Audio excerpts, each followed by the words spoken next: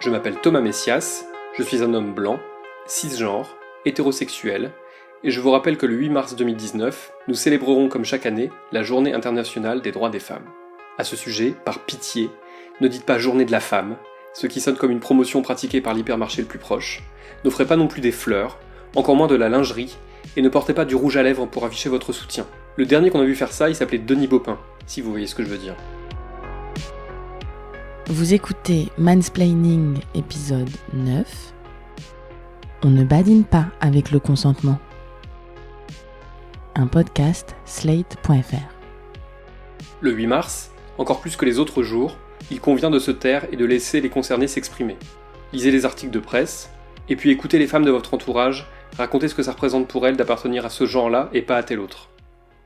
Laissez-les vous expliquer quelles injustices elles subissent au nom de ça, de quelles violences elles sont ou elles ont été victimes. Laissez-les dire ce qu'elles ont à dire, si elles souhaitent le dire. À l'approche de ce 8 mars, j'ai choisi de vous parler d'un sujet qui me semble fondamental, même si les sujets fondamentaux ne manquent pas. Il s'agit du consentement. On rappelle qu'il ne peut y avoir d'interaction sexuelle entre plusieurs personnes que si elles sont toutes d'accord, sinon cela s'appelle une agression sexuelle, voire un viol. Refuser d'entendre ça, trouver des excuses aux agresseurs sexuels ou aux violeurs, c'est participer à la culture du viol. Je n'ai pas trouvé de définition plus concise et efficace que celle donnée par la youtubeuse Sacha Vore dans l'une de ses vidéos. La culture du viol, ce sont toutes les pratiques et attitudes socialement répandues qui tendent à excuser, tolérer, minimiser le viol. Le sujet pourrait alimenter des heures et des heures de podcast, mais il n'est évidemment pas question de se livrer à un exposé complet. Il existe de très bons livres pour comprendre les origines et les mécanismes de cette culture du viol, et notamment En finir avec la culture du viol de Noémie Renard, et Une culture du viol à la française de Valérie Rey-Robert, qui vient de paraître. Moi, aujourd'hui, je voudrais vous montrer en quelques exemples que la culture du viol en général, et le non-respect du consentement en particulier, sont absolument partout, y compris dans des films où on ne s'y attend pas. Il y a un exemple que je trouve extrêmement parlant, notamment parce qu'il provient d'un film gentil, joyeux, plein de bonnes intentions et de jolies valeurs. Dans L'Auberge espagnole de Cédric Klapisch, le héros bien peigné joué par Romain Duris et sa coloc lesbienne jouée par Cécile de France parlent d'amour et de sexe. C'est marrant parce que souvent vous les mecs vous comprenez rien aux femmes. C'est con, je trouve chaque sexe est dans son coin sans s'intéresser vraiment à l'autre. Alors que je suis sûre que si un mec avait vraiment envie de s'intéresser aux femmes, ce serait le roi du pétrole. De fil en aiguille, elle décide de lui apprendre comment s'y prendre avec les femmes. Elle improvise un petit jeu de rôle. Elle jouera la personne entreprenante, et lui sera l'objet de désir. Au passage, L'Auberge espagnole est écrit par Klapisch lui-même, et le passage qui va suivre me semble mettre en lumière le double fantasme du réalisateur. D'abord, le fantasme de la femme initiatrice, celle qui va tout vous apprendre avec pédagogie et exemple illustratif, et puis celui de la lesbienne, objet de fascination pour l'homme hétérosexuel, qui rêve d'arriver à avoir une aventure avec elle, voire même de la détourner. Tu la maintiens bien fort contre toi, comme ça. Tu l'empêches de bouger. Faut qu'elle sente que tu la tiens fermement. Contrairement à toutes les conneries qu'elles pourront dire là-dessus, la plupart des femmes ont envie de cette fermeté-là, d'être prisonnière. Donc, tu la serres fort contre toi. Après, tu lui caresses les cheveux, la nuque, les seins. Là, elle va être comme toi, elle va paniquer. Tu la calmes. Tu prends ton temps. Je vais te montrer comment lui donner du plaisir. C'est ce que tous les hommes devraient apprendre à faire. J'aimerais qu'on s'attarde un peu sur cet extrait. À travers le personnage de Cécile de France, à travers ses propres fantasmes aussi, Klapisch nous explique que les femmes ont envie de fermeté, même lorsqu'elles disent le contraire. La leçon que vous venez d'entendre commence quand même par la phrase suivante « Tu l'empêches de bouger ». Autrement dit, tu lui laisses pas le choix, quoi. Et si elle panique, eh bien pas question d'arrêter de la toucher. Non, il faut juste la calmer, prendre son temps, mais ne surtout pas s'arrêter. Alors forcément, notre petit héros un peu timoré, il écoute. Et il apprend. Sans réfléchir. Et quand il recroise la femme jouée par Judith Godrèche, qui apprécie sa compagnie, mais souhaite clairement ne rien faire de plus que visiter Barcelone avec lui, le voilà qui passe à l'offensive. À peine lui a-t-il fait la bise qu'il se met à la serrer contre lui, à lui toucher les fesses, à essayer de l'embrasser. Et comme vous allez l'entendre, la scène est agrémentée d'un petit air de piano plutôt guilleret, que Klapisch n'a pas choisi par provocation, mais bel et bien parce qu'il ne prend pas la mesure de ce qu'il est en train de montrer à l'écran. Non mais qu'est-ce que vous faites? J'en peux plus, j'ai trop envie de toi. Non. Non, Xavier, à quoi ça rime? Mais ça rime à rien. Oui, je suis mariée. Non, je suis mariée. Non, non.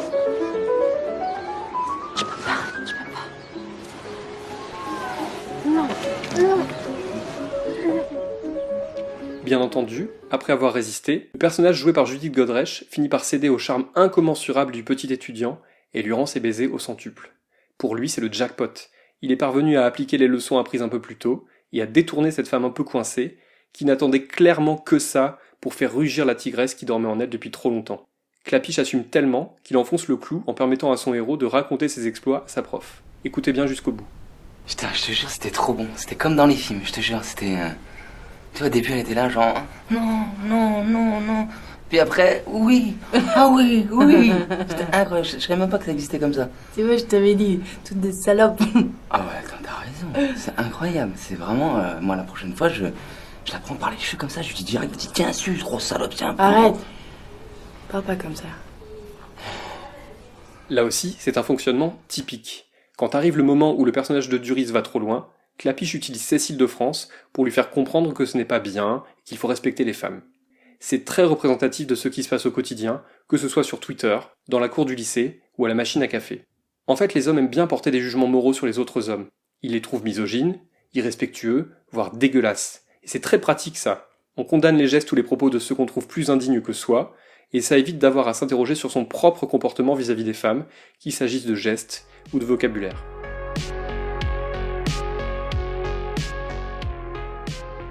Mais changeons totalement d'univers. J'ai vu récemment Il était une fois en Amérique, réalisé par Sergio Leone en 1984, et je dois dire que ça m'a fait un choc. Une amie avait beau m'avoir prévenu, j'ai constaté de mes propres yeux la chose suivante. À 2 reprises, David, alias Noodles, le héros joué par Robert De Niro, se montre coupable de viol sur 2 femmes différentes. Il n'y a même pas de doute possible. Les 2 fois, on entend clairement les victimes répéter plusieurs fois le mot non, on les voit se débattre en hurlant, et pourtant, à chaque fois, il va jusqu'au bout. Je vous fais grâce des extraits sonores, extrêmement éprouvants, et qui n'apporteraient rien à mon propos. Je sais qu'on pourra me reprocher d'analyser en quelques secondes un film de 3h49, mais au final, l'impression laissée par Il était une fois en Amérique est totalement effarante. Il suffit de lire la page Wikipédia du film, tout à fait factuelle et représentative de ce qui s'y passe, pour comprendre que les 2 viols perpétrés ne sont que des faits parmi tant d'autres, sans aucune conséquence. En tout cas, sans aucune conséquence sur les victimes, qui disparaissent de l'intrigue peu après avoir été violées.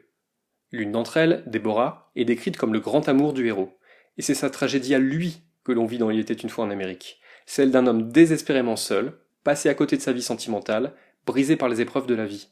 Sergio Leone n'est pas loin de nous expliquer qu'en violant Déborah, Noodles a été victime de sa propre monstruosité et qu'il ne s'en est jamais relevé. Ce genre d'analyse, on en trouve sur de nombreux sites de critiques cinématographiques, ainsi que sur des forums réservés aux cinéphiles. D'ailleurs, permettez-moi de vous lire un extrait d'une critique disponible sur internet. S'ensuit la scène du viol, qui met en avant le décalage entre douceur surannée et violence extrême de la relation, assez semblable au concept baudelairien de l'amour. Cette scène commence par un baiser de Déborah à David, symbole de la douceur, et se poursuit par le viol, représentation de la violence. De plus, ce baiser renvoie à celui déjà échangé entre les 2 personnages plus tôt, dans leur jeunesse. Alors que la première fois, c'est Déborah qui semblait réticente, ici, c'est Noodles qui l'est. Cela montre bel et bien l'ambiguïté de la relation. Quand l'un est d'accord, l'autre ne l'est pas. Fin de la citation. Vous avez entendu comme tout est symétrique dans cette vision des choses ? Au fond, si l'on en croit cette analyse et pas mal d'autres, ce viol est juste l'expression d'un énième désaccord, d'un décalage permanent entre un homme et une femme.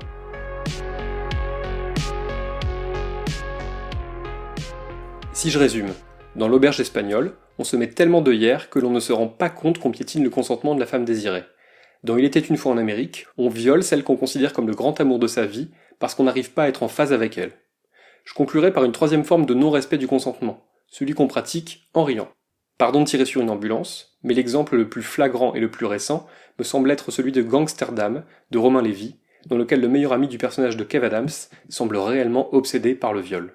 Dans une scène où le trio de jeunes gens qui mènent le film doit pénétrer par effraction chez une femme, le dénommé Durex exprime une envie qui lui passe par la tête. Juste un truc. Quoi ? On est d'accord qu'on la viole pas ? Bah non. Non, on la viole. Ou non, on la viole pas. On viole personne, on rentre et puis c'est tout. Allez, c'est bon là, putain. Bien sûr, bien sûr. On la viole pas. Madame ? Dehors, on s'est mal compris.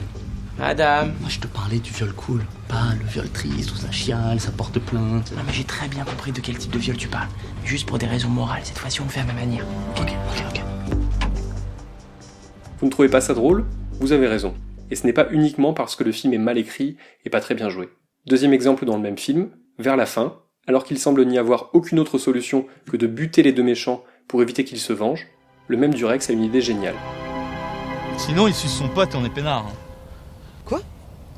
Hein ? On a qu'à le filmer en train de sucer son pote, là. Puis s'ils reviennent, on met la vidéo sur internet, comme ça elle sera sur le cloud. Qu'est-ce que tu racontes, toi ? Ni l'État, ni l'armée, et encore moins la mafia, là, ne peut rien contre le cloud. En même temps, c'est pas con comme idée. Avec un dossier comme ça, il viendra plus jamais nous faire chier.